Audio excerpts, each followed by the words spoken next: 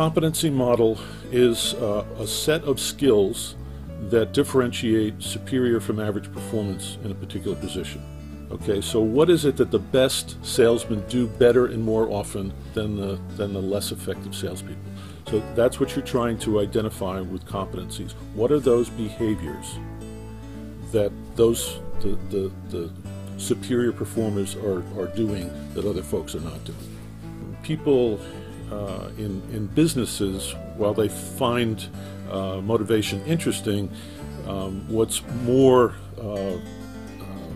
applicable is what does that look like in terms of people's behavior, and that's really where competencies come in. So there's a connection between motivation, what's going on inside someone, and competencies, what it is that somebody's doing in a particular situation.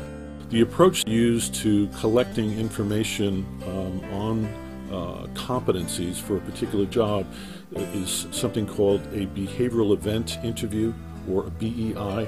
A behavioral event interview is a way of collecting information from people about specific examples of where they demonstrate a competency.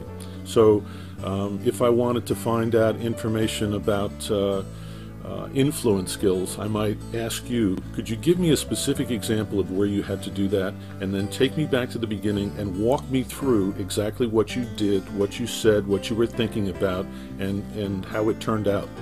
And so that's the information that we're collecting that eventually we go back and analyze, and from those behaviors build from the bottom up a competency model. We get asked to work with different customers based on different circumstances. So in some cases, a customer will say, can you create a competency model for us for this particular job or this particular level in the organization, and you use your process and you do it from scratch. And so we do that. Sometimes an organization will come to us and say, we have a competency model and we want to use it in this particular way. What do you think? And a lot of times there's problems with what they have. And a couple of examples are they might have a behavioral description that asks two different things.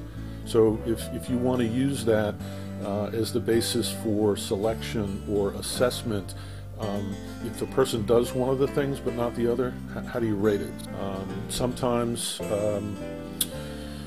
the behavioral indicators are not specific, or it's not clear what the objective is. So we have to go in and refine the language so that it is usable in a practical kind of way. Using behavioral event interviews as the means to collect information and then analyze that information, and then we do some things that are a little bit different in terms of validating the information that we collect.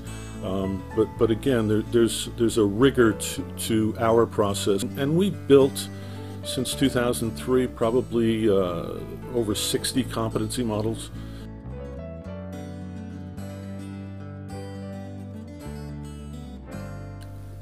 Competency models can be very powerful in an organization if you use it as the basis for all of your human resource systems.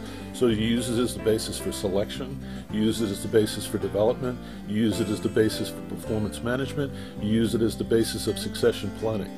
But we're working for customers in the private sector, in the public sector, and most of the people who work for EASI Consult have spent a significant part of their career as internal people and with customers, and the solutions that we came up with had to be practical, or our customers wouldn't be interested.